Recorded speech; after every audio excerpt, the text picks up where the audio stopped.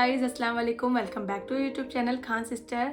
आई hope so आप सभी खैरियत से होंगे और आपकी दुआओं से हम सभी भी खैरियत से, और आपकी दुआओं से सीरियसली मैं अभी बहुत ही ज़्यादा अच्छी हूँ। जैसे कि आपने मेरा पिछला व्लॉग देखा कि मेरे को एंजाइटी अटैक आ गया, जिसके कारण मुझे हॉस्पिटल जाना पड़ा। तो हाँ फ्रेंड्स, मुझे भी इससे पहले नहीं पता थी कि एंजाइटी अटैक क्या होता है और कैसे होता है।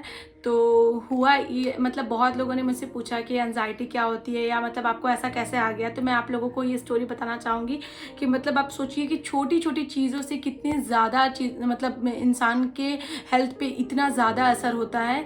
मतलब मैं क्या बताऊँ, मतलब एक छोटी सी मतलब स्टोरी मतलब बोल दी है कि मैं एक्चुअली कोचिंग गई थी, पढ़ा रही थी कोचिंग में। और मैं अप्पी के यहाँ से आई हूँ नागपुर से। वहाँ पर एक आंटी थी जो कि मतलब कपड़े वगैरह सिलती थी। वो बहुत ही ज़्यादा अच्छी आंटी थी, बहुत ही ज़्यादा। और मैं अभी रिसेंट में जब गई थी तो मैं उनसे मिलकर आई हूँ पर्सनली, और बहुत ही अच्छी थी। और उनके यहाँ पे मैं जब गई थी तो वो बहुत अच्छे से उनसे मेरा लगाव हो गया था और बहुत ही ज़्यादा मानती थी। उनके हस्बैंड भी बहुत ही अच्छे थे, उनके 2 छोटे छोटे बच्चे थे। तो वो अंकल और आंटी बहुत ही ज़्यादा अच्छी थी। तो मैं ट्यूशन गई थी और साहिबा ने मुझे कॉल करके बताया कि वो अंकल का डेथ हो गया अचानक हार्ट अटैक की वजह से। और मुझे इस न्यूज़ का इतना ज़्यादा, मतलब मेरे को ऐसा लग रहा था ना कि अनबिलीवेबल मेरे लिए हो रहा। मेरे को एकदम यकीन नहीं हो रहा था, क्योंकि अभी रिसेंट में मैं मिलकर उनसे आई थी। कोई बोलता है कि हार्ट अटैक इस एज में आता है, उस एज में आता है, बट उनकी अभी वो एकदम यंग थे और उनका ऐसे हार्ट अटैक आ गया। तो मुझे बहुत ही ज़्यादा शॉक लगा। मतलब मैंने बहुत ज़्यादा रिएक्ट नहीं किया क्योंकि मैं कोचिंग में थी। फिर उसके बाद आने के बाद मैं अप्पी को भी फ़ोन करके पूछी कि ऐसा कैसे हो गया, मतलब मेरे को बिल्कुल बिलीव नहीं हो रहा था। तो उसके बाद फ्रेंड्स, मैंने कोई भी टेंशन नहीं, मतलब मैं ऐसा कुछ भी नहीं सोच रही थी सब अपने दिमाग में या कुछ भी। लेकिन पता नहीं क्या हुआ कि मैं रात में अच्छा खासा सोई। उसके बाद भोर में उठी। भोर में उठने के बाद मैंने नमाज़ पढ़ी। नमाज़ पढ़ने के बाद सूर्य यासीन वगैरह मैंने पढ़ा। पढ़ने के बाद मैं लेटने लगी। तो लेटने के बाद मुझे इतनी घबराहट फील होने लगी, मतलब इतनी ज़्यादा मुझे घबराहट हो रही थी कि मैं क्या करूँ, मुझे कुछ नहीं समझ में आता। ऐसा फील हो रहा था मुझे कि मतलब जैसे मेरी अब जान निकल जाएगी, क्योंकि मेरा हार्ट बीट इतना तेज़ चल रहा था, इतना तेज़, और एकदम अजीब सी घबराहट और उलझन बेचैनी हो रही थी।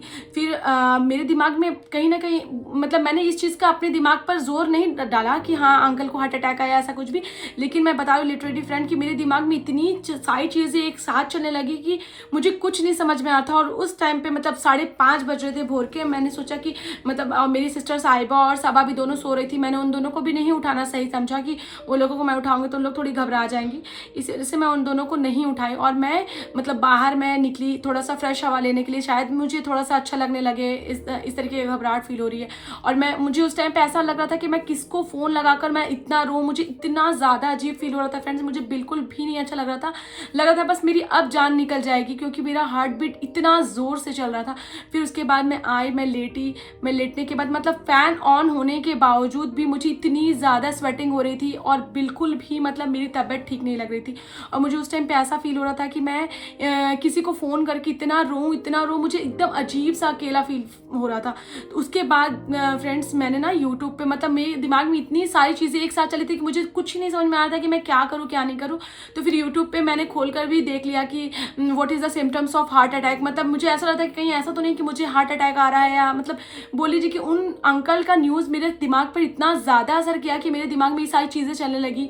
और मैं यूट्यूब पर जाकर ये सब चीज़ें सर्च करने लगी कि what is the symptoms of heart attack. और जबकि मैंने पूरा डीपली नहीं पढ़ा, बस थोड़ा बहुत भी देखा, तो फिर मुझे ऐसा लगने लगा कि ऐसा तो नहीं कि वो सारे सिम्टम्स मुझसे ही मिल रहे हों, क्योंकि मेरे को मतलब मैं अपने हाथ को भी ऐसे सर पे रखकर सो गई थी, तो मेरे हाथ भी उस टाइम पे बहुत ज़्यादा पेन हो रहे थे और हार्ट बीट भी मेरा बहुत ज़्यादा तेज़ चल रहा था। तो ये सारी चीज़ें भी, फिर उसके बाद मैंने कोशिश किया मतलब अपने दिमाग को थोड़ा डाइवर्ट करने के लिए मैंने फिर व्लॉग एडिट करना स्टार्ट कर दिया कि मैं व्लॉग एडिट करूँगी तो शायद थोड़ा बहुत मेरा माइंड डाइवर्ट होगा। लेकिन मुझे कुछ भी अच्छा फील नहीं हो रहा था। उसके बाद मॉर्निंग में भी मैंने कोचिंग रख लिया था 9:30 बजे बच्चों का। तो फिर मैं उसके बाद कोशिश की कि सो लेकिन नहीं, मुझे नींद आया।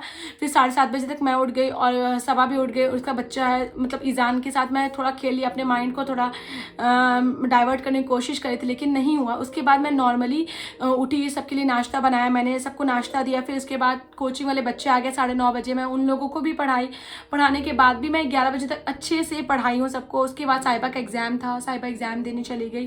फिर उसके बाद मैं जाकर खाना बनाने लगी। सबा अपने बच्चे को सुलाने के लिए रूम में आ गई, मैं खाना बनाने गई। अचानक से खाना बनाते बनाते मेरी इतनी ज़्यादा मेरे को मतलब शिवरिंग करने लगा, मेरा बॉडी मतलब पूरा कांपने लगा और मुझे बहुत ज़्यादा एकदम घबराहट वाली फीलिंग आने लगी, जैसे लग रहा था कि बस मेरी अब जान निकल जाएगी और मुझे कोई आइडिया नहीं कि मैं क्या करूँ, कुछ नहीं समझ। उसके बाद मम्मी भी नहीं है, आसिफ भी नहीं है यहाँ पर, मैं और साहिबा और सबा ही थे, जिसमें से साहिबा भी एग्ज़ाम देने गई थी। मुझे कुछ नहीं समझ में आया था फ्रेंड्स, मैं क्या करूँ मैं क्या नहीं करूँ, और सिर्फ मेरे आँख से सिर्फ आंसू गिर रहा था। मुझे कुछ नहीं आइडिया लग रहा था कि मुझे क्या हुआ है, मैं किसको क्या जाकर बताऊँ कि मुझे कैसा फील हो रहा है। फिर उसके बाद मैंने मम्मी को कॉल किया और मैं मम्मी को कॉल करके बहुत ज़्यादा रोने लगी। मुझे बिल्कुल नहीं समझ में आ रहा था कि मैं क्या करूं। फिर मम्मी ने मुझे बोला कि ऐसा है कि तुम एक बार नींबू चीनी नमक का घोल पियो, कहीं ऐसा तो नहीं तुम्हारा बीपी लो हो गया हो। मैंने वो भी किया, बट मेरी रुलाई सुनकर आसिफ लोग भी परेशान हो गए, क्योंकि वो लोग भी इतने दूर है फ्रेंड्स, तो ऑब्वियस ही बात है कि फैमिली वाले तो कंसर्न होंगे ही होंगे, तो वो लोग भी एकदम परेशान हो गए। और फिर उसके बाद उन्होंने मेरी फ्रेंड को फ़ोन कर दिया, गौसिया को, जबकि उसकी भी थोड़ी तबीयत ठीक नहीं थी, उन्होंने उनको भी कॉल कर दिया। और फिर उसके बाद वो और अंकल दोनों आ गए। और मतलब मेरा उस टाइम मैं अपने मतलब बोलते हैं ना स्टेट माइंड मेरा था ही नहीं कि मैं क्या करूँ क्या नहीं करूँ। वो लोग भी जब आए तो मैं उन लोगों को देखकर मेरी आँख से और ज़्यादा आंसू गिरने लगा कि मैं क्या करूँ, मुझे कुछ समझ में नहीं आ रहा कि मुझे कैसा फील हो रहा है। तो उसके बाद मैंने उन लोगों को भी घर भेज दिया। वो लोग आए पूछने की क्या हुआ, अगर ज़्यादा तबीयत खराब लग रही है तो चलो हॉस्पिटल चलते हैं। मैंने बोला नहीं मैं नॉर्मल हूँ, अभी हो गया कोई बात नहीं। उसके बाद फिर मम्मी लोगों ने कॉल किया, मम्मी ने बोला कि ऐसा है कि तुम कोचिंग मत जाओ, तुम रिलैक्स करो। मैंने बोला नहीं मैं जाऊँगी कोचिंग, ताकि मैं थोड़ा अपना माइंड डाइवर्ट कर सकूँ ट्यूशन वाले भाभी लोगों के साथ बात करके और बच्चों को पढ़ाकर। फिर मैं नॉर्मली ट्यूशन गई हूँ। ट्यूशन से आने के बाद भी मैं असर की नमाज़ पढ़ी, मगरिब की नमाज़ पढ़ी। नमाज़ पढ़ने के बाद मेरे मतलब बोलते हैं ना मेरे हार्ट बीट इतनी ज़्यादा ज़ोर से मतलब चल रही थी, मुझे बहुत अंदर से बहुत ही ज़्यादा अजीब फील हो रहा था। मैंने साहिबा को बोला चलो यहाँ पर एक मेडिकल स्टोर वाले भैया है, मैं वहाँ पर चलती हूँ और अपनी बीपी को नपवा कर आती हूँ कि देखती हूँ कहीं ऐसा तो नहीं कि बीपी अप एंड डाउन है, इस वजह से ऐसा मुझे फील हो रहा है। लेकिन फिर मैं गई, मैं नॉर्मली उनके पास गई कि भैया मतलब उनको मैंने कुछ भी नहीं बताया कि मुझे सुबह से ऐसा फील हो रहा है कि क्या नहीं हो रहा है मतलब। तो मैं उनके पास गई, फिर वहाँ जाने के बाद मैंने उनको बोला भैया मेरा बीपी थोड़ा सा चेक कर लीजिए। तो फिर उन्होंने मेरा बीपी चेक किया। फिर उसके बाद उन्होंने बीपी चेक करने के बाद बोला बीपी तो आपका नॉर्मल है, बट आपका पल्स रेट बहुत ज़्यादा हाई है, क्योंकि पल्स रेट कहाँ 70 में होना चाहिए और आपका 105 है। और मतलब इतनी उन्होंने तुरंत ही बोला कि ना आपको घबराहट हो रही है क्या। मैंने उनको सब बताया कि हाँ भैया मुझे सुबह से ऐसा ऐसा फील हो रहा है। और मुझे फिर उन्होंने मुझे बहुत ही ज़्यादा मतलब बहुत ज़्यादा समझाया कि ऐसा कुछ भी प्रॉब्लम नहीं है, आपको कोई प्रॉब्लम। मैंने उनको सब बताया कि मैं ऐसे ऐसे देख ली थी, मुझे मेरे दिमाग में ये सारी चीज़ें चल रही थी कि हार्ट अटैक वगैरह तो नहीं हो सकता है। फिर उन्होंने मुझे बहुत ही ज़्यादा काम डाउन करके मतलब काम डाउन होने का वो बोला और बोला कि आप एकदम रिलैक्स रहो, आपको कोई भी प्रॉब्लम नहीं है। मतलब ऐसा क्या होता है कि आपको एंजाइटी हो गई है, इस वजह से बहुत ज़्यादा आपने सोच लिया है या कुछ भी है। और मेन क्या है कि वर्कलोड भी अभी बहुत ज़्यादा हो गया। फ्रेंड्स कोई कहता है ना कि अकेले रहने पर ज़्यादा अच्छा है, बट मेरा ओपिनियन है कि बिल्कुल भी नहीं, क्योंकि अकेले रहने के बाद क्या होता है वर्कलोड और उसके बाद 1000 चीज़ें आपके दिमाग से आपको ओवर लोड हो जाता है। और अभी मम्मी 2 महीने से नहीं है, उसके बाद घर का काम का प्रेशर, उसके बाद ट्यूशन का प्रेशर, और ट्यूशन की भी बच्चों का एग्ज़ाम की वजह से मैं संडे भी नहीं ऑफ ले पा रही थी। तो इस वजह से मेरे को बहुत ही ज़्यादा अजीब सा मतलब बोलो सब एक साथ हो गया। और उसके बाद वो अंकल का इंसिडेंट, तो कहीं ना कहीं जाकर मेरे दिमाग में ये चीज़ें बैठ गई थी और मैं अपने आप को इतना ज़्यादा कूल डाउन करने की कोशिश कर रही थी, रिलैक्स करने की कोशिश कर रही थी, लेकिन मुझसे बिल्कुल भी नहीं हुआ जा रहा था। और मतलब मैं नॉर्मली भी मतलब जब ये सब चीज़ें होने के बाद भी मम्मी अप्पी और सब लोग मुझे फ़ोन करके भी समझा रहे थे, साहिबा लोग भी यहाँ पर समझा रही थी कि ऐसा कुछ भी नहीं है। लेकिन मैं ऊपर से खुश होने की भी कोशिश करती, लेकिन मुझसे नहीं हुआ जाता था, क्योंकि मुझे जैसा फील हो रहा था फ्रेंड्स मैं बिल्कुल भी एक्सप्लेन नहीं कर सकती आप लोगों को वर्ड्स में। मुझे ऐसा लग रहा था कि बस मेरी जान निकल जाएगी और मुझे मतलब ऐसा लग रहा था कि अभी कोई है नहीं यहाँ पर और मेरा ऐसा हो जाएगा तो क्या होगा। मतलब इतनी सारी चीज़ें मेरे दिमाग में एक साथ चल रही थी। फिर उसके बाद आने के बाद घर पे मतलब नॉर्मली फिर उसके बाद मैं खाना खा रही थी। खाना खाने के बाद भी मुझे इतनी ज़्यादा घबराहट होने लगी और बहुत ही ज़्यादा मेरा हार्ट बीट बहुत तेज़ चलने लगा। तो मैंने साहिबा को बोला ऐसा चलते हैं कि नेहरू में एक बार इमरजेंसी में दिखा लेते हैं, क्योंकि कहीं ना खुदा ना खास्ते रात में अगर ऐसा फील होने लगा तो मैं क्या करूँगी, क्योंकि कोई है नहीं यहाँ पर, आसिफ लोग भी नहीं है। तो फिर मैंने अपने फ्रेंड को फ़ोन लगाया, उसके भाई को बोला कि थोड़ा सा नेहरू लेकर चलो। तो फिर उन लोग भी बहुत ज़्यादा घबरा गए। तो फिर आंटी और मेरे फ्रेंड का भाई और मेरी फ्रेंड और मैं और साहिबा हम लोग 4 लोग 5 लोग गए, मैं ICU गए। फिर वहाँ जाने के बाद मैंने जाके डॉक्टर को सब बताया, अपना सारा एक्सप्लेन किया। उन्होंने ECG वगैरह करवाया, बट ECG अल्हम्दुलिल्लाह सब नॉर्मल था। बट मेरा BP भी बढ़ा हुआ था, मेरा BP 150 था और पल्स रेट भी मेरे वही चल रहे थे 105। तो डॉक्टर ने भी बोला कि आपको एंजाइटी अटैक आ गया, एक्चुअली आप ऐसा कोई इंसिडेंट हुआ है जो आपके ऊपर इसका असर हो गया है।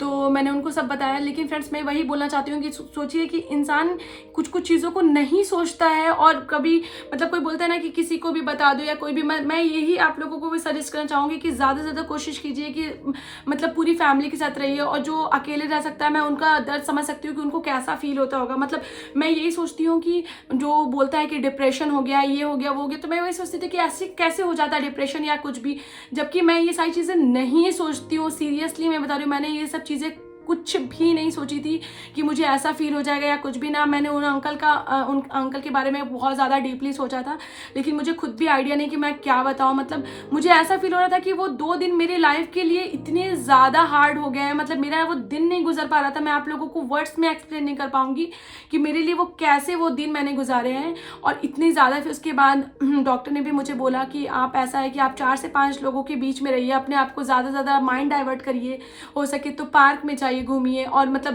जो चीज़ें आपको ज़्यादा अच्छी लगती हैं वो चीज़ें करिए। तो मैं मतलब अपने आप को धीरे धीरे रिलैक्स करते हुए भी फिर भी मुझे अभी भी जाकर हल्का हल्का मतलब बहुत ज़्यादा वीकनेस जैसा लग रहा है। और उसके बाद मुझे डॉक्टर ने भी कुछ चेकअप लिखे थे, तो मैंने चेकअप भी कराया। तो उसके बाद भी मतलब टेस्ट करवाएं, तो उसके बाद रिपोर्ट में आया कि मेरा हीमोग्लोबिन भी थोड़ा कम है।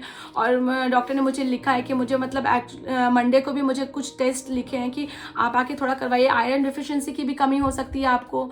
तो वही मैं बोलना चाहूँगी फ्रेंड्स कि जबकि आपको भी पता है कि मैं ज़्यादा चीज़ें बाहर की भी नहीं मैं खाती हूँ, या मैं बहुत ज़्यादा चीज़ें नहीं सोचती हूँ, लेकिन वर्कलोड इतना ज़्यादा हो जाता है कि मतलब क्या से क्या हो जाता है। सोचिए आप, मैं आपको बता सकती हूँ कि ये एंजाइटी अटैक मैंने आज तक अपने लाइफ में कभी सोचा नहीं था, ना एक्सपीरियंस लिया था कि किस तरीके से होता। लेकिन जो ये लाइफ का जो 2 दिन का मेरे साथ जो 2 दिन हुआ है और मेरे लाइफ में अपने फील किया, मैं आप लोगों को ये वर्ड्स में बिल्कुल भी नहीं एक्सप्लेन कर पाऊंगी कि मुझे कैसा फील हो रहा था। मतलब मेरे को ऐसा लग रहा था कि बस मेरी जान अब निकल जाएगी और मेरे पास कोई नहीं है, ऐसा वाला फीलिंग आ रहा था। तो मैं बस आप लोग से यही कहना चाहूँगी कि किसी भी चीज़ों को इतना ज़्यादा नहीं सोचना चाहिए कि वो चीज़ें आपके दिमाग पर असर करे। क्योंकि मेरे घर में भी सब लोग मुझे ये बोला था कि हिना आप बहुत ज़्यादा सोच रही हो, इस दिमाग से निकाल दो ऐसा। लेकिन फ्रेंड्स मैं बिल्कुल भी, मैं मतलब आप लोगों को सच बता रही हूँ, मैंने ज़रा भी अपने दिमाग पे ये सब चीज़ें नहीं सोची। लेकिन मतलब मेरी भी कज़न से मेरी बात हुई तो उन्होंने कहा कि एंजाइटी अटैक एक ऐसी चीज़ है कि आप इसमें सोचो ना सोचो, ये चीज़ें आपके दिमाग पर असर की हैं एक बार, तो उसका तब तक वो असर धीरे धीरे नहीं जाएगा। आप ना चाहते हुए भी आपको ये चीज़ें आपके दिमाग में आएंगी ही आएंगी। फिर मैंने अपने आप को बहुत रिलैक्स करने की कोशिश की, बहुत ही ज़्यादा। मतलब मैं साहिबा के साथ पार्क भी गई कि जाकर वहाँ पर थोड़ा सा पानी के पास बैठे होंगे तो अपने आप को रिलैक्स कर सकती हूँ। लेकिन बिल्कुल भी मुझे अच्छा नहीं लग रहा था। और मैं बस यही चाह रही थी कि मम्मी किसी तरीके से जल्दी से आ जाए, बट अभी मम्मी लोगों को भी टिकट नहीं मिल पा रहा था, तो मम्मी लोग भी अभी 2 दिन में आ जाएंगी। लेकिन अब जाके थोड़ा थोड़ा मुझे अच्छा फील होने स्टार्ट हुआ है। और अभी भी वीकनेस मुझे थोड़ी है, जो वीकनेस नहीं जा रही है। तो फ्रेंड्स मैं आप लोगों को बस यही, मेरे वीडियो बनाने का बस यही मोटिव है कि आप लोगों से रिक्वेस्ट है कि आप लोग कोई भी चीज़ें इतनी ज़्यादा भी मत सोच लीजिए। क्योंकि आप देख सकते हैं कि मैंने मतलब वो बहुत ज़्यादा करीबी नहीं थे हमारे, लेकिन फिर भी उनका न्यूज़ मेरे लिए कितना ज़्यादा असर मेरे पर किया। और उसके बाद वर्क प्रेशर इतना ज़्यादा। देखिए फ्रेंड्स, कहा जाता है कि जान है तो जहान है। अगर आपका जान ही नहीं है तो फिर आप काम क्या कर सकते हो। तो इसलिए कोई भी काम करो तो उसमें भी थोड़ा ब्रेक ज़रूरी है लाइफ के लिए।